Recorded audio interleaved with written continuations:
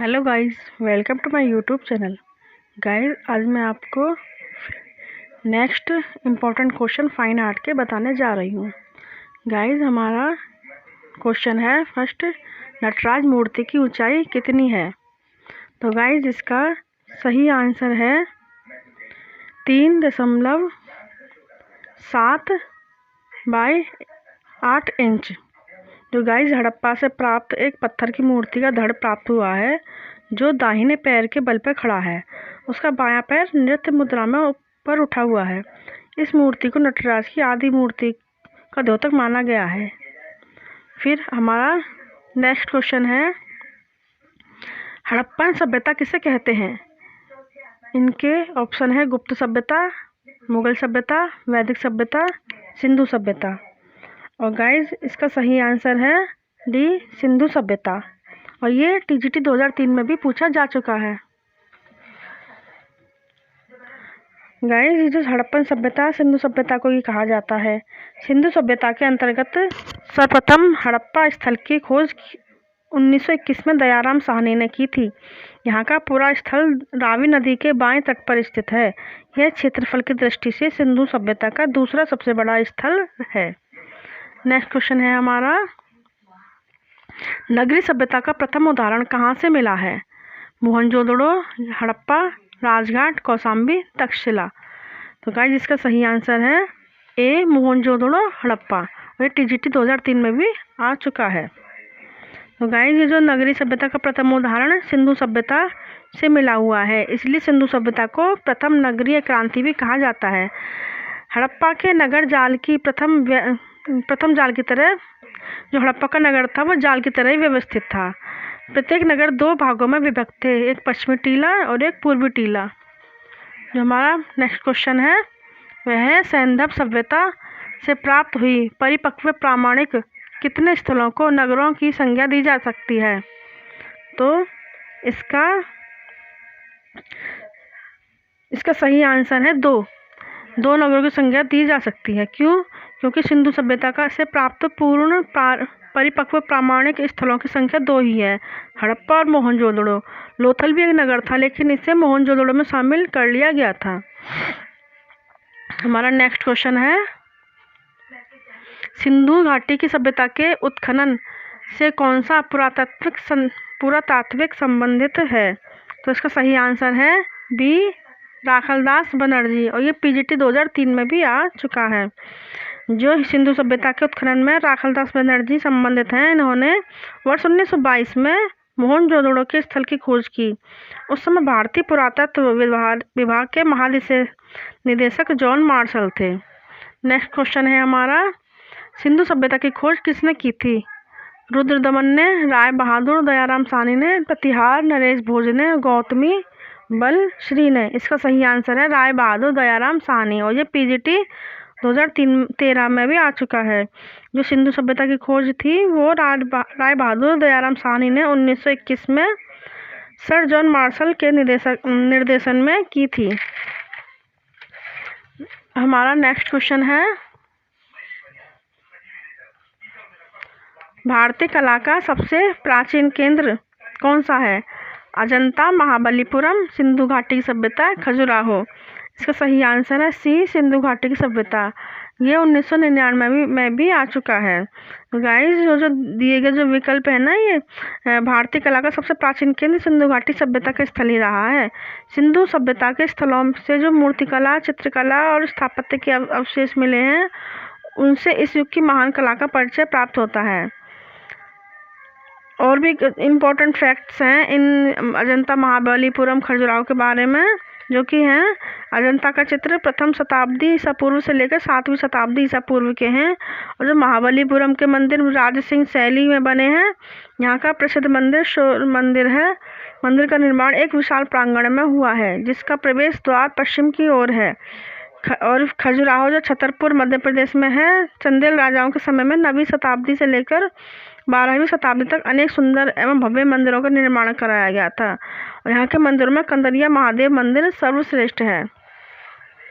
हमारा next question है, हड़प्पा, मोहनजोदड़ो किस सभ्यता से संबंधित हैं। तो इसका सही आंसर है डी सिंधु सभ्यता से। जो हड़प्पा मोहनजोदड़ो सिंधु सभ्यता से संबंधित है। सब हड़प्पा और मोहनजोदड़ो एक दूसरे से 482 किलोमीटर दूर सिंधु नदी द्वारा जोड़े गए थे। पिगगट्टे महोदय ने इन नगरों को सिंधु सभ्यता की जुड़वां राजधानियां कही हैं। अगला है सिंधु घाटी सभ्यता किस अवधि की है? तो इसका सही आंसर है गाइस, इसका सही आंसर में इसका ऑप्शन है 3000 से लेकर 2250 ईसा पूर्व, 4000 से लेकर 3300 ईसा पूर्व,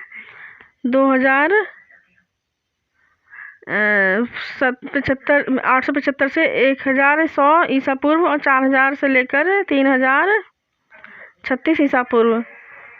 तो गाइस इसके संबंध में है ना कुछ है ना अलग अलग फैक्ट दे रखे हैं, जो कि हैं सिंधु घाटी सभ्यता कांस्य युगीन सभ्यता थी। इसकी अवधि 3300 से लेकर 1300 ईसा पूर्व थी, जबकि इसकी परिपक्व अवधि 2600 से लेकर 1900 ईसा पूर्व थी। सिंधु सभ्यता के काल का निर्धारण करना निसंदेह बहुत कठिन काम है। विद्वान के मतानुसार पूर्व हड़प्पाई चरण सब लगभग 3500 से लेकर 2600 ईसा पूर्व, परिपक्व हड़प्पाई चरण लगभग 2600 से लेकर 1900 ईसा पूर्व, उत्तर हड़प्पाई चरण लगभग 1900 से लेकर 1300 ईसा पूर्व है।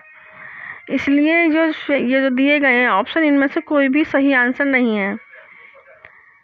और अगला क्वेश्चन है हमारा, मोहनजोदड़ो हड़प्पा में पाई गई सीलें किस माध्यम में बनाई गई हैं? तो इसका सही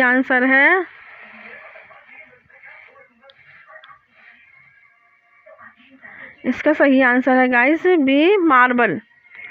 ये जो सेंधव मोहरें थी अधिकांशतः सैलखड़ी की बनी हुई थी। कांचली मिट्टी, गोमट मिट्टी, टेराकोटा की बनी हुई मोहरें भी मिलती हैं। इन मोहरों में सॉरी गाइस, इनका सही आंसर टेराकोटा है, डी टेराकोटा। जो कि इन मोहरों का आकार चौकोर, आयताकार, वर्गाकार होता था। हड़प्पा और मोहनजोदड़ो से केवल 3 मिट्टी की मोहरें मिली हुई हैं, एक कांचली मिट्टी, एक कोमट मिट्टी और एक सैलखड़ी। फिर अगला क्वेश्चन है हमारा, सेंधव सभ्यता का प्रसिद्ध स्नानागार कहाँ से मिला है? तो इसका सही आंसर है हमारा डी मोहनजोदड़ो से। जो सेंधव सभ्यता का प्रसिद्ध स्नानागार है वह मोहनजोदड़ो से मिला हुआ है।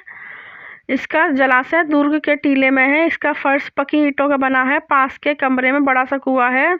मार्शल ने विशाल स्नानागार को तत्कालीन विश्व का आश्चर्यजनक निर्माण बताया है। नेक्स्ट क्वेश्चन है हमारा, अधिकांश प्रागैतिहासिक चित्र कहाँ मिलते हैं?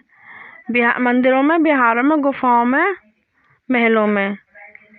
तो इसका सही आंसर है सी गुफाओं में, और ये टीजीटी 2003 में भी आ चुका है। फिर नेक्स्ट क्वेश्चन है हमारा, दक्षिण भारत का कौन सा केंद्र प्रागैतिहासिक चित्रों के लिए प्रसिद्ध है? तो इसका सही आंसर है बेलारी। इसका सही आंसर बेलारी है। तो गाइस जो दक्षिण भारत में बेलारी की गुफाओं में प्रागैतिहासिक चित्र प्राप्त होते हैं, ये स्थान उत्तर पाषाण युग के मानव का प्रमुख केंद्र था।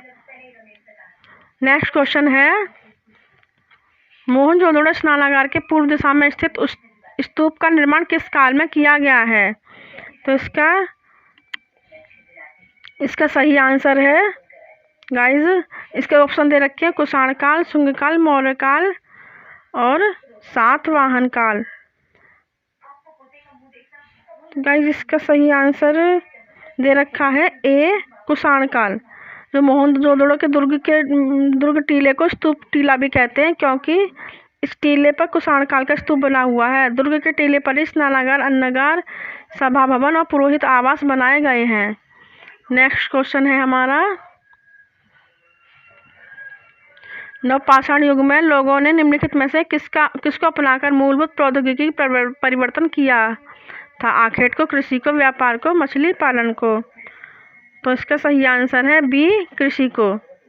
जो खाद्यान्नों का उत्पादन सबसे पहले नवपाषाण काल में हुआ था। यही वह समय था जब मनुष्य कृषि कर्म से परिचित हुआ, नवपाषाण काल में ही जौ और गेहूं के अन्य किस्म की खेती के योग्य बनाया गया, जिसमें कृषि जन्य गेहूं का उद्भव हुआ। नेक्स्ट क्वेश्चन है हमारा गाइज, नवपाषाण युग में मानव कहाँ रहता था? जंगल में, बस्तियों में, शहरों में, पहाड़ों में? तो इसका सही आंसर है बस्तियों में। गाइज जो नवपाषाण युग था उसमें मानव बस्ती बनाकर रहना प्रारंभ कर दिया था मानव ने, और नवपाषाण युग में ही अन्न उत्पादन अर्थव्यवस्था का प्रारंभ होता है। नेक्स्ट क्वेश्चन है हमारा, इनमें से कौन सा असंबद्ध है? पिरेनीज पर्वतमाला, फ्रैंको कैंटेब्रियन क्षेत्र, काटाल हुयुक और डार्डन उपत्यका? तो इसका सही आंसर है सी, काटाल हुयुक। जो काटाल हुयुक है इन तीनों से असंबद्ध है, क्योंकि तीनों उत्तर पाषाण कालीन गुफा चित्रों से संबंधित है, और काटाल हुयुक एक नवपाषाण कालीन बड़ा नगर है। गाइज आज के लिए इतना ही। नेक्स्ट क्वेश्चन नेक्स्ट वीडियो में। Okay, thank you, bye.